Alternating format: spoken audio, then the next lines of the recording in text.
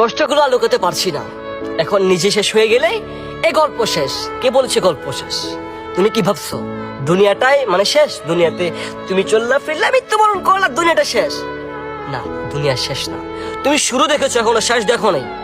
তোমার শেষ হবে আখিরাতে, আল্লাহ তাআলার কাঠগড়ায়, আল্লাহ তাআলার হাসরের ময়দানে পাই পাই করে হিসাব নিবে আল্লাহ তাআলা। তুমি কি ভাবছো করতেছো, চলতেছো, পিটতেছো, শেষ চলে যাচ্ছে দুনিয়াটা, আমার জীবন এখানে শেষ? না, এটা তো পরীক্ষার স্থল, এটা কোনো মূল আসল জায়গা নয়। তোমার আসল জায়গা হচ্ছে আখিরাত।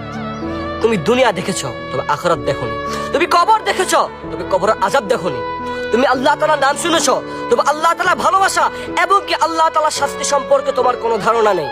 একটা কথাই বলি যে যেখানে আল্লাহ তাআলা কুন বললো ফায়াকুন হয়ে গেল, তবে একটা কথা মাথায় রাখিও যে প্রিয় মালিক কিন্তু তোমাকে অনেক ভালোবাসে। তবে যদি তুমি মালিকের নাফরমানি করো, মালিক যদি তোমাকে হাসরের ময়দানে যে পাই পাই করে হিসাব নেয় তোমার কাছ থেকে, তাহলে কোন দিকে পালাইবা ভাই? তাই বলতেছি সময় আছে এখনো, পরিবর্তন হয়ে যাও প্রিয় ভাই আমার, পরিবর্তন হয়ে যাও।